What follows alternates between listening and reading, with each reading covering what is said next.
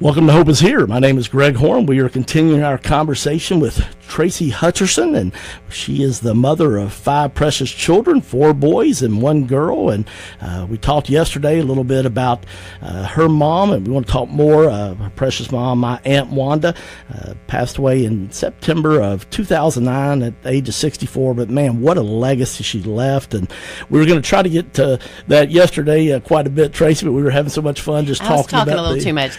Sorry about that, Greg. Hey, we both have the gift of gab. I got the gift of gab, that's for sure. We both do, so we can blame it on the long side of the family. Right. But no, it was good stuff yesterday. So in case you missed that, I want to encourage you to go to our website, hopeishere.today.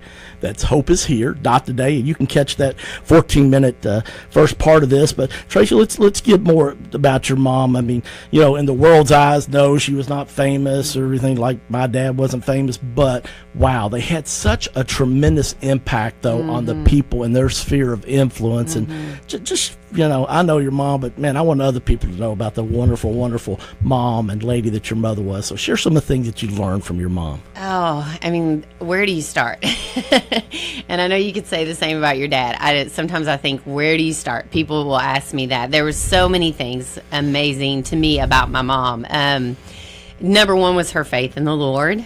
Hands down, she was crazy in love with Jesus. And, you know, a lot of people talk it, but she walked it. She walked it. She did. And sometimes it was pretty black and white with Mama, you know, and I miss that black and white because a lot of people are living in the gray. And I thought, you know, sometimes you may not always agree with what my mom said, but man, she believed it wholeheartedly, and it was black and white to her. It was Jesus or nothing, and I love that. You always knew where she stood. You never had to question it. Didn't have to agree with her, but you never questioned it. And it was consistent, and it was faithful, and it was so many beautiful qualities that honestly are missing in so many of us. And as I was thinking back to prepare for this about my mom, I think, oh man, it just started stirring me going, okay, Traci, are you living this out? Are you living like your mama did? You know, like it's really made me think and just appreciate the person that my mom was. And one thing that I do want to say about my mom, and as an encouragement hopefully to other people, is my mom did not grow up in a hugely faith-based home. You know, her father was an alcoholic. Her sporadically, you know, I think she would say, I don't have all the specific details, but I remember mostly it was kind of going to church on Easter or those kind of things. And she really didn't give her life to Christ until in her 20s. And one of the things I remember Mom saying is that we all have a legacy as a family that we leave. And she said, you know, she wanted to make sure her life was going in with her family, maybe in a different direction. And I'm not saying anything negative about my papa and my nanny. Her parents, they were precious people. My nanny, Lawsy Mercy, she gave us our love for life for sure. And she loved the Lord. But what I'm saying is just a different degree and deep level of personal relationship with Jesus. And Mom was like, very intentional of saying, my family's going this direction. As for me and my house, we will serve the Lord. And she was very intentional and passionate about it. And she, you know, because I think sometimes we inherit certain things from, I guess my encouragement was saying is, you may not grow up in a Christian home or have that faith-based experience, but that does not mean that you can't have that for your own family, that you can't start a new tradition, a new legacy, a new direction for generations. And that's what Mom has done, and it has affected her children and my children. And it's, you know, like, I just think so many times, I think that's what I miss about her the most, is I just wish she were here to see what was going on in so many of her grandkids. Because her favorite verse that I wrote was 1 John, where did I write it down? I have no greater joy than to hear that my children are walking in the truth. 3 John 1:14, and she always had that on the refrigerator, and she said that was her greatest joy, is to hear that her kids were walking in the truth. So I just think, you know, Mom in heaven, are you know, your grandchildren, and it's continuing. Her legacy of faith is continuing, so it's a beautiful thing to watch. Well, it really is. And you know, I mean, you said my dad, same way. You just, Yes. they said things and you caught it. And I want to encourage people like Tracy said. I mean, my dad didn't become a follower of Jesus. He was 50. And I know some of you have been praying for somebody for a long time. And I'm so thankful God never gave up on me. And yet your mom in her 20s finds Christ. And, you know, one thing I remember about your mom, talking about the legacy, man, she had the gift of hospitality, didn't she? Yeah, she did. So that's the thing I think that I remember the most about Mom, and is the sacrifices that she made. And I have been thinking about that a lot lately, because I think I want my kids to understand sacrifice, because we can be the most like Christ, because he was the ultimate sacrifice, right? He was selfless. And that's our goal, is to be like Christ. And so it means that we have to kind of get out of our comfort zone and make sacrifices for other people. And what I mean by that is, you know, maybe staying up late on the phone with a friend talking to them, or, you know, maybe you've worked a long day at work, but that person needs you to, you know, is going through a difficult time, and maybe they need you to take them a meal, or just stop by, or send them a card. My mom was an amazing letter writer. She loved writing letters, and oh man, everyone loved getting her letters. And I have a collection of letters that she wrote to me over the years. And so a lot of times Mom was just sacrificial of her time, and it just meant so much to people. You know, they could really see that where she was, and that she loved them, and they always felt loved when she was around them, because when you were with Mom, you had her whole attention. You know, And that's not common today. that's not common. No, not with cell phones and all the distractions. I'm guilty of it. We get so distracted, and but when you were with Mom, you knew she listened intently. And even though she was a talker like me, she was a better listener than I am, and she was great at listening, and it just made you feel so loved. Well, and I think that's one of the things that, you know, with your parents, they do listen. And, Yes. you know, those letters, I mean, you know, my dad had a few that he sent me, and I've still got those. And now I'm making sure I have the ones that my mom sent me. So maybe for parents that are listening out there, you know, that might be something nice just to do every once in a while for your kid, just a handwritten note, tell them you love them. So one of the things I've always encouraged, and I've written on my blog when I write about, is, and I've got some with me right here. Greg can see them, you all can't, but they're letters that Mom wrote to me in college. I have one letter here on a piece of paper. It says, "Tracy, you're the big 4 years old now, and you love everything Raggedy Ann." And she goes to tell me about funny words I say and things I do. And I love looking back at those handwritten notes. And when Mom passed away, finding those notes and those letters over the years that she wrote me when I was a child, man, there's something about a handwritten note that I just hear Mom's voice as I read it. You know, it's like I look at pictures, like I know pictures mean a lot to people, and I have pictures of Mom, and they bring back so many good memories. But when I read her letters, I hear her voice, you know, it's just like this extra bit of tenderness. So I really do encourage mamas just to take, and I have notes that Mom wrote on napkins that she was just at a restaurant and would say, "Tracy, you just said something funny to the waiter, you know, and you mispronounced this word." And those notes are treasures to me, and something that I've tried to do for my boys as well. Well, and one of the other things that's really great, you know, handwritten notes, love those. And like I said, I'm saving those treasures too.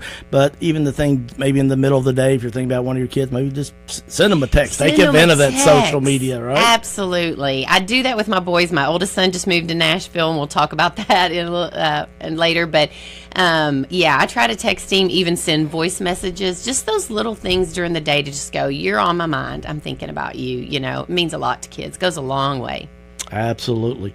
You know, you talk a lot of times, I hear people say more is caught than taught. What did you see your mom doing that had such an impact on you now that you've had time to reflect, that she's, you know, been with Jesus for a few years now? Again, that was kind of what I was talking about with the sacrifice, and more caught than taught. Like I said, what Mom said, she did. You know, there wasn't any if or wondering where she stood. I will share one particular memory that I have that really stuck out to me. Is my mom was an amazing seamstress. She was so good at sewing things. She had a lot of talents, but that was just one of them.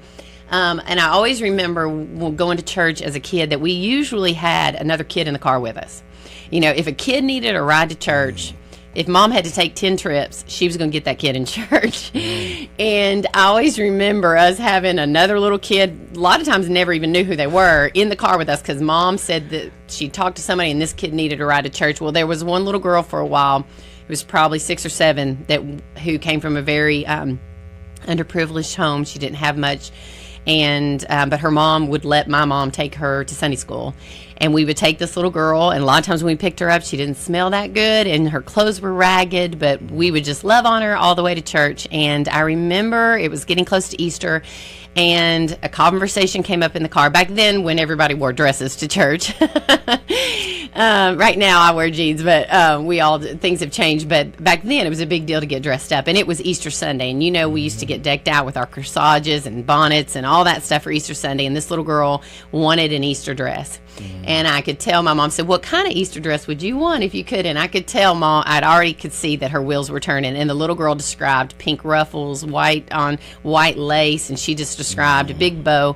And I specifically remember the night before Easter, mom wanting to make that little girl that dress, and she had gotten the material, but she didn't have enough time to get it because she was so busy. She had worked all week, and it's Saturday night, but she could not and the little girl had no idea what mom was scheming.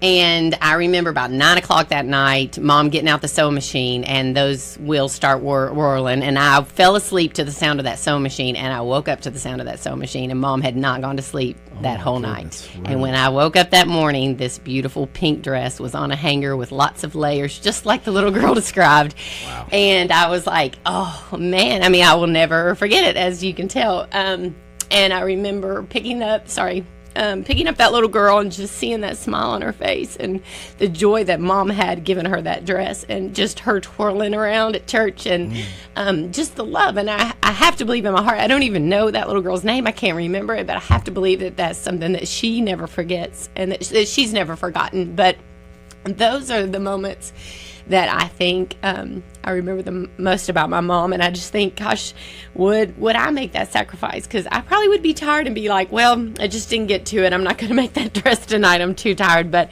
when mom said, get something in her head, she really wanted to feel that little girl to feel the love of Christ. It wasn't about just making a dress, it was that little girl feeling special. And those memories will never leave me. Well, and those are things I believe. I can't prove this, but I just believe with all my heart. When we get to heaven, I believe those are the things that Jesus will say to your mom. Hey, thanks for blessing my little child that didn't have anything, so she would feel special at Easter. And I really believe those are the things that Jesus is going to say. My job, job well done, my faithful child. Yeah. And I love that. And man, what a legacy to leave with your mom. And it's Mother's Day coming up, so we're talking with Traci Hutchinson about her mom. And maybe what's one other thing, Traci, that you miss about your mom? I think that I just miss sharing life with her, because she just had a good perspective on everything. And just being able to call her real quickly and, say, Mom, Jonathan is, one of the things she was so good about is she just wanted, like I said, she wanted everyone to feel special. So she was always at every single event. I miss that. I miss having her there, watching the ball games. And so many things have happened in our life since, I've adopted a daughter, She would have loved our daughter. And so those are the things I miss. But I do know that, like I said, and as an encouragement to moms and new moms, old moms, anyone listening, is that you never really leave your children. You don't. Mom is always with me in everything I do. So even when I feel her presence. I know that sounds silly, but I feel that I just feel that smile of mom being like, your impact as a mother is so huge. It is so huge. It never leaves your children. And so it is so important what we feed into our children and what we tell them, because it stays with them forever. And mom was always good about being super positive, super optimistic. She was a dreamer, and just all of those little things that she implanted in me as a child will be with me till the day I die. All right, we're talking with Traci Hutchinson, and we're going to continue this conversation. So I hope that you will join us tomorrow as we celebrate moms this week on Hope is Here. CMI is your full-service human resources provider in Central Kentucky. For 15 years, CMI Human Resources has taken great pride in helping organizations and people work.